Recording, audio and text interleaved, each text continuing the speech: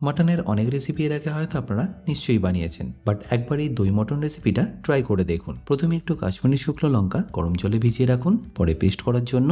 এরপর একটা লাগানের মধ্যে আমি নিয়ে নিচ্ছি সর্ষের তেল, তাতে দিয়ে দিচ্ছি সামান্য একটু নুন আর একটু মটনের চর্বি। তারপর পেঁয়াজ দিয়ে সেটাকে ততক্ষণ ভেজে নেবো যতক্ষণ না পেঁয়াজটা একদম ব্রাউন হয়ে যাচ্ছে। আর পেঁয়াজটা একবার ব্রাউন হয়ে গেলে মাটন দিয়ে সেটাকেও ভালো করে কষাতে থাকুন। আর উপরে যে কাশ্মীরি লঙ্কাগুলো আমি ভিজিয়ে রেখেছিলাম সেটাকে একটা মিক্সি জারে দিয়ে ভালো করে পেস্ট করে নেবো। তারপর মটনটাকে কষানোর সময়টাকে দিয়ে ভালো করে আবারও কষিয়ে নেবো। এরপরে দিয়ে দিন আদা রসুন বাটা। তারপরে এর কাঁচা গন্ধ চলে গেলে আপনাদের দিয়ে দিতে হবে স্বাদ মতো নুন, ব্ল্যাক পেপার পাউডার, হলুদ গুঁড়ো, তারই সাথে লাগবে 2 চা চামচ ধনে গুঁড়ো, জিরে গুঁড়ো। ব্যাস, এবারই সবকিছুকে ভালো করে কষিয়ে নিয়ে দিয়ে দিন এখানে টক দই। তারপর নুনটা আবারও একবার চেক করে নিয়ে গরম জল দিয়ে এটাকে ফুটিয়ে নিন যতক্ষণ না মাটনটা পারফেক্টলি সেদ্ধ হয়ে যাচ্ছে। আর মাটন যখনই একবার ভালো করে সেদ্ধ হয়ে যাবে, ফাইনালি এটাকে ফিনিশ করুন জায়ফল গুঁড়ো, কাঁচা লঙ্কা, কাসুরি মেথি পাউডার, গরম মশলা আর সবশেষে সামান্য একটু ঘি দিয়ে।